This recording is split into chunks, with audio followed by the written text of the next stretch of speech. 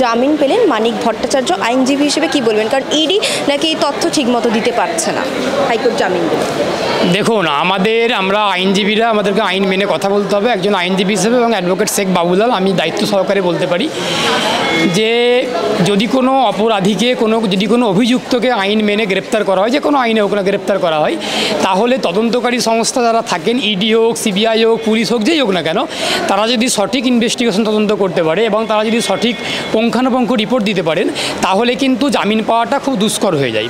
কারণ জামিন পাওয়াটা সহজে জামিন পাওয়া যায় না। আমরা অতীতেও দেখেছি যে যেই মামলার সঠিক তদন্ত হয়, যেই মামলার সঠিক ইনভেস্টিগেশন হয়, প্রপার অ্যাপ্রোপ্রিয়েট ইনভেস্টিগেশন এজেন্সিগুলো করেন, তাহলে সেই মামলার জামিন সহজে বিচারপতিরা দেন না বা কোর্ট দেন না। এখন এই ক্ষেত্রে নিশ্চয়ই তদন্তকারী সংস্থাদের যারা আছেন ইডি, তাদের তদন্তে গাফিলতি আছে। তাদের তদন্তে গাফিলতি না থাকলে একটা অর্থ তছরুপি মামলাতে এইরকমভাবে এত কম দিনের মধ্যে জামিন পাওয়াটা যায় না, কম দিনে জামিন পাওয়াটা সম্ভব নয়। একজন আইনজীবী হিসেবে কথাটা বলতে পারি। এখন ইডি কিভাবে তদন্ত করেছেন, ইডি তদন্ত করে কিভাবে রিপোর্ট দিয়েছেন, ইনভেস্টিগেশন রিপোর্ট, সেটা কোর্টের নজরে আছে। কোর্ট সেটা জানতে পারবেন। খামমন্ত্রীর মধ্যে ফাইল বন্ধ করে দিয়েছেন, তার পরিপ্রেক্ষিতে কোর্ট জামিন দিয়েছেন।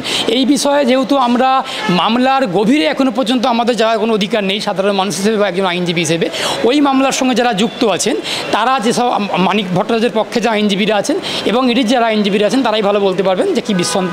তবে একথা বলতে পারি, যেহেতু আমরা যারা ক্রিমিনাল প্র্যাকটিস করি, যারা আমরা ক্রিমিনাল আইন নিয়ে প্র্যাকটিস করি, ওকালতি করি, আমরা বলতে পারবো যে ইনভেস্টিগেশন রিপোর্ট ঠিকঠাকভাবে যদি জমা পড়তো, তাহলে মানিক ভট্টাচার্য এত সহজে জামিন পেতেন না। এখন জামিন পেয়েছেন, নির্দিষ্ট পদ্ধতি মেনেই জামিন পেয়েছেন, আইন মেনেই জামিন পেয়েছেন। কিন্তু জামিন তো আর এমনি জজ সাহেবরা মুখ দেখে জামিন দেন না। জজ সাহেবরা বা কোর্ট বিচারপতিরা বা কোর্ট জামিন দেয় তথ্য প্রমাণের উপর ভিত্তি করে, ইনভেস্টিগেশনের উপর দাঁড়িয়ে ভিত্তি করে জামিন দেন। আমরা যারা ক্রিমিনাল নিয়ে ওকালতি করি, ক্রিমিনাল আইন নিয়ে ওকালতি করি, আমরা বলতে পারি যে এক্ষেত্রে ইডি তার তদন্ত রিপোর্ট ঠিকঠাক জমা দিতে পারেননি, ঠিকঠাক জমা দেয়নি বলেই মানিক ভট্টাচার্য অর্থ তছরুপি মামলাতে এই এত অল্প সময়ের মতো জামিন পেয়েছেন। একথা হলফ করে বলতে পারি একজন আইনজীবী হিসাবে।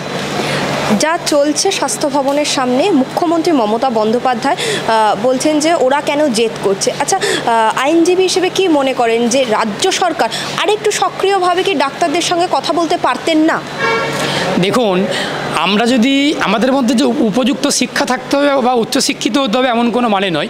আমরা যদি মানুষ হয়ে থাকি, আমরা যদি নিজেদেরকে প্রশ্ন করি, পশ্চিমবঙ্গের মাটিতে একটা মেডিকেল কলেজে একজন চিকিৎসককে রাত্রিবেলা ধর্ষণ হয়ে খুন হতে হচ্ছে, তাহলে তার দায়টা নিশ্চয়ই কেরলের শিক্ষামন্ত্রীর নয়, তার দায়টা নিশ্চয়ই ঝাড়খণ্ডের স্বাস্থ্যমন্ত্রীর নয়, সেই পশ্চিমবঙ্গের আরজি করের তিলোত্তমার ঘটনাটার দায় নিশ্চয়ই পাঞ্জাবের স্বাস্থ্যমন্ত্রীর নয়।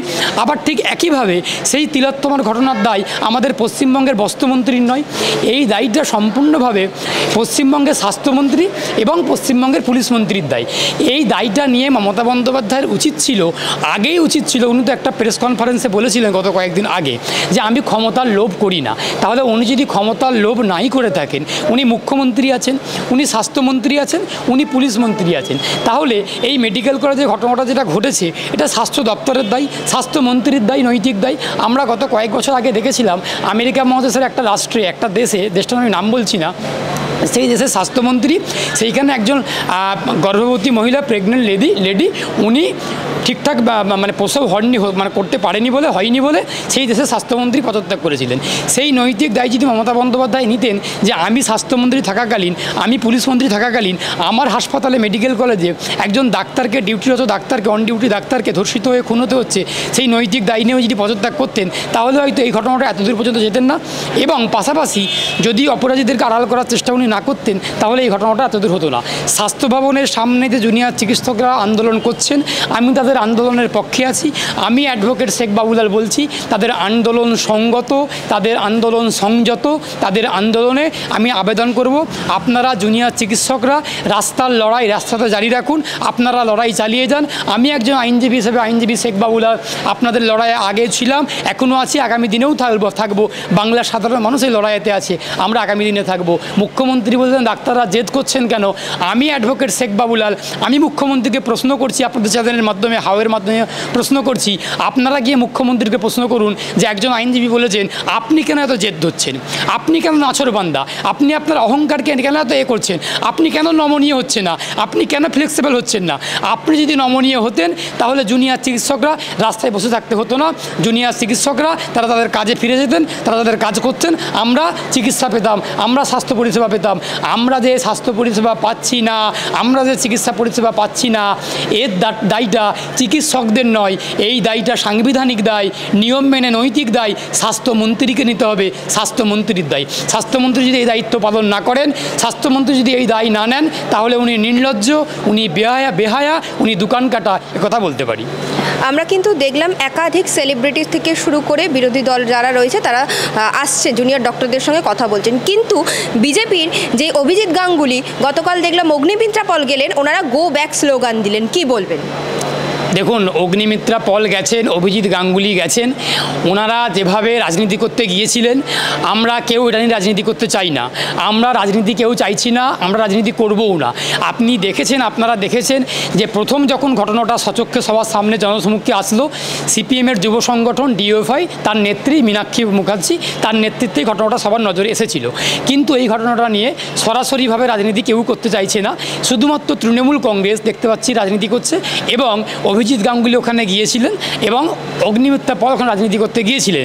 জুনিয়র চিকিৎসকরা তারা নিয়ম মেনে তারা শান্তিপূর্ণভাবে গো ব্যাক স্লোগান দিয়ে কুত্তার মতো খেলাও করেছেন, কুকুরের মতো খেলাও করেছেন। আমি জুনিয়র চিকিৎসকদেরকে সাধুবাদ জানাবো এবং ধন্যবাদ জানাবো, তারা যে খেদানা করেছে। আগামী দিনে আশা করব যে কোনো রাজনৈতিক দলের যেই যাক না কেন তাদেরকেও ঠিক একইভাবে খেদাবেন, সে হতে পারে বিজেপি, হতে পারে তৃণমূল, হতে পারে কংগ্রেস, যে কেউ হোক না কেন তাকেও এইভাবে খেদাবেন, এটাই আশা করব। কারণ জুনিয়র চিকিৎসকরা আন্দোলন করছেন অরাজনৈতিকভাবে, তারা তাদের সঙ্গত দাবিগুলোকে নিয়ে সংযতভাবে আন্দোলন লড়াই করছেন। সেখানে শুভেন্দু অধিকারী হোক, অভিজিৎ গাঙ্গুলি হোক, অগ্নিমিত্রা পল হোক, যেই হোক না কেন রাজনীতি করতে গেলে গণতন্ত্রের ধোলাই খাবেন। এখন তো স্লোগানের মাধ্যমে ওনারা গো ব্যাক স্লোগান দিয়েছেন, এরপর হয়তো আরও খারাপ কিছু হতে পারে, তখন হয়তো দেখা গেল ওখান থেকে অর্ধনগ্ন অবস্থায় দৌড় দিয়ে পালিয়ে আসছেন, এমন অবস্থা জুনিয়র চিকিৎসকরা করবে। আমি আশা করব এমন দিন আসবে না, এমন ঘটনা হবে না, ওরা কোনো রকমভাবে রাজনীতি করবেন না, চিকিৎসকরা তাদের মতো করে লড়াই আন্দোলন চালিয়ে যাক, আমরা তাদের পাশে আছি। একদম শেষ প্রশ্ন করব, বর্তমান মুখ্যমন্ত্রী আমরা কিন্তু শুনেছিলাম নাগরিকের মুখে মুখ্যমন্ত্রী মমতা বন্দ্যোপাধ্যায় জনগণের পালস বোঝেন। আজকে যখন দেখছি জুনিয়র চিকিৎসকরা বসে আছে, খাবার উপচে পড়ছেই, রীতিমতো নাগরিকরা তাদের পাশে আছে, মুখ্যমন্ত্রী কি এখন জনগণের পালস বুঝতে পারছেন না? মমতা বন্দ্যোপাধ্যায় কোনোদিনই জনগণের পালস বুঝতে পারতেন না। উনি যেগুলো বলতেন সেগুলো শুধুমাত্র ওনাকে বলতে হবে। উনি একমাত্র পালস ভালো বুঝতে পারেন অপরাধীদের, যারা ধর্ষক, যারা খুনি, যারা ডাকাত, যারা লুম্পেন, তাদের পালসটা ভালো বুঝতে পারেন, তাদের মতো করেই উনি কাজ করতে পারেন। আমরা এটাও বলতে পারি উনি তাদেরই মুখ্যমন্ত্রী যারা সমাজে অপরাধ করে বেড়ান, যারা মুক্তাঙ্গনে অপরাধ করে বেড়াচ্ছেন, যারা অপরাধ করে এই বাংলার বিচরণ করছেন স্বাধীনভাবে, তাদের উনি মুখ্যমন্ত্রী, উনি তাদের রক্ষক। উনি কখনোই জনগণের রক্ষক নন, উনি কখনোই বাংলাভাষীর রক্ষক নন, বাঙালির রক্ষক নন। উনি যদি মানুষের পালস বুঝতেই পারতেন তাহলে উনি অতীতে এর আগে অনেক দিন আগেই, এই তিলোত্তমার ঘটনার আগেই, দীর্ঘদিন আগেই উনি স্বাস্থ্যমন্ত্রী, পুলিশ মন্ত্রীর পদ থেকে পদত্যাগ করে তাহলে উনি এই বাংলাকে এত উত্তাল হতে দিতেন না। আপনারা লক্ষ্য করলে দেখেছেন বা আপনাদের মাধ্যমে আমরা জানতে পেরেছি, এই যে আন্দোলনের তীব্রতা এত বাড়ছে, এই আন্দোলনের তীব্রতা বাড়ার পেছনে মুখ্যমন্ত্রী মমতা বন্দ্যোপাধ্যায়ের একের পর এক বিতর্কিত মন্তব্য, শিশুসুলভ মন্তব্য, পাগলের পোলাপের মন্তব্য সেই তীব্রতার আগুনে ঘি ঢেলেছে। আমরা দেখেছি জুনিয়র চিকিৎসকদের যে আন্দোলন, সেই আন্দোলন, সাধারণ মানুষের যে আন্দোলন, এই আন্দোলনের তীব্রতার আগুনে ঘি ঢেলেছে মমতা বন্দ্যোপাধ্যায়ের একের পর এক বিতর্কিত শিশুসুলভ এবং বাচ্চা সুলভ কথাবার্তা, এই পাগলদের মতো কথাবার্তা সেই আগুনে ঘি ঢেলেছে। উনি কখনোই জনগণের পালস বুঝতে পারেননি, আর জনগণের পালস বুঝতে পারতেনও না কোনোভাবেই। উনি অপরাধীদের পালস খুব ভালো করে বুঝতে পারেন, একথা বলতে পারি।